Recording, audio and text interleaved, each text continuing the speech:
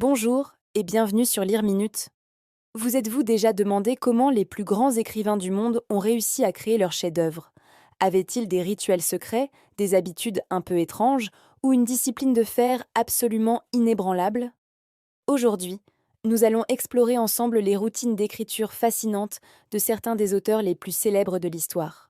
De la première lueur de l'aube jusqu'aux heures sombres de la nuit, vous allez découvrir les secrets qui ont permis de donner naissance à des classiques intemporels que nous aimons tous.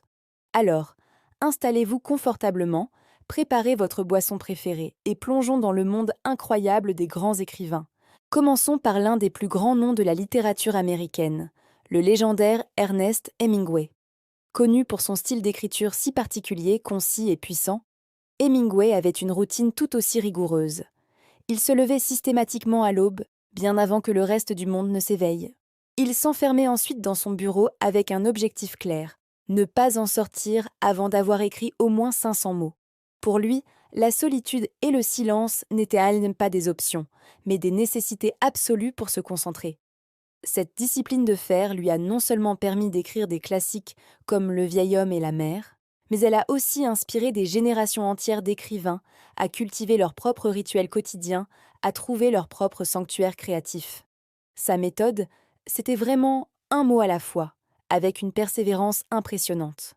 Passons maintenant à un auteur japonais contemporain de renommée mondiale, l'incroyable Haruki Murakami.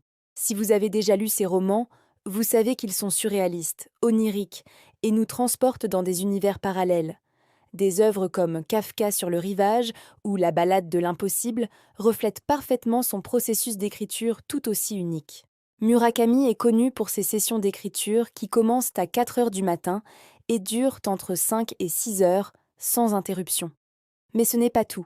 L'après-midi, il court de longues distances ou nage, puis il fait ses courses, lit et écoute de la musique. Sa journée se termine tôt, puisqu'il se couche à 21 heures. C'est une routine immuable, presque monastique, qui, selon lui, est la clé absolue de sa productivité et de sa créativité. Il compare souvent l'écriture d'un roman à un entraînement de marathonien. Cela demande de l'endurance, de la constance et une force mentale à toute épreuve. Et que dire de J.K. Rowling, la brillante créatrice de l'univers magique de Harry Potter? Son histoire est presque aussi magique que ses livres. Avant de devenir une auteure mondialement connue et célébrée, Rowling était une mère célibataire qui luttait pour joindre les deux bouts. Elle trouvait son inspiration non pas dans le silence d'un bureau, mais dans l'atmosphère animée et chaleureuse des cafés d'Édimbourg. Elle passait des heures avec sa fille dormant dans sa poussette à côté d'elle, à griffonner des notes sur des serviettes en papier, sur des bouts de cahier créant Poudlard et ses personnages inoubliables au milieu du brouhaha des conversations et du cliquetis des tasses. Son imagination débordante et son approche si peu orthodoxe de l'écriture incarnent parfaitement l'idée que la créativité n'a pas de règles, pas de limites. Elle nous montre que l'inspiration peut frapper n'importe où, n'importe quand, même sur un coin de table. Certains auteurs avaient des habitudes encore plus singulières, voire carrément excentriques. Prenez Mark Twain par exemple, le père de Tom Sawyer. Il écrivait exclusivement le matin, visant un quota d'environ 1000 mots par jour, et il détestait être dérangé. Il considérait que l'après-midi était fait pour se détendre et s'amuser. De son côté, la grande romancière moderniste Virginia Woolf avait une méthode bien à elle. Elle écrivait debout. Ses feuilles de papier étaient fixées sur un bureau vertical, un pupitre incliné, ce qui lui permettait de se sentir plus active et engagée dans son processus créatif. Jack London, l'auteur de L'Appel de la forêt, était un bourreau de travail. Il s'imposait de ne jamais, au grand jamais, écrire moins de 1000 mots par jour, 7 jours sur 7, même quand il était malade ou en voyage. Et puis, il y a John Steinbeck, l'auteur des Raisins de la colère. Avant chaque session d'écriture, il avait un rituel presque obsessionnel. Il devait avoir devant lui 12 crayons parfaitement taillés, ni plus ni moins. C'était sa façon de se préparer mentalement à la journée de travail qui l'attendait.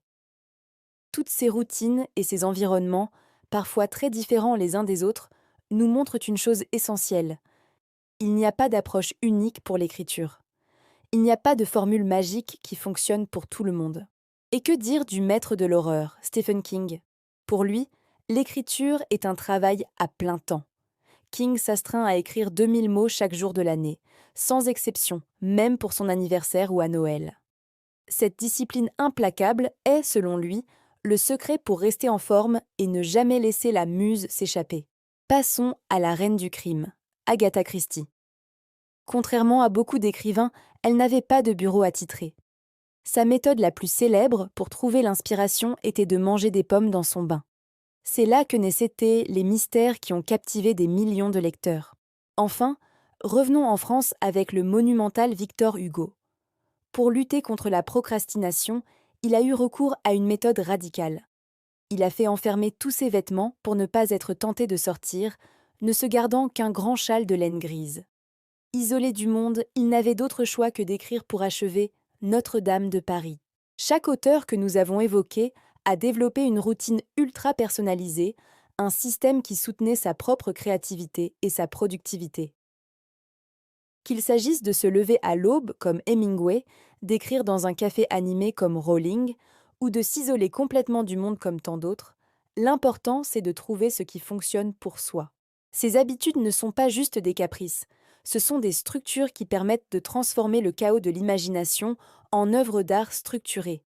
Elles créent un espace, mental et physique, où la magie peut opérer. Alors, si vous écrivez, ou si vous avez un projet créatif, n'hésitez pas à expérimenter pour trouver votre propre rituel. Merci beaucoup d'avoir regardé cette vidéo de Lire Minute.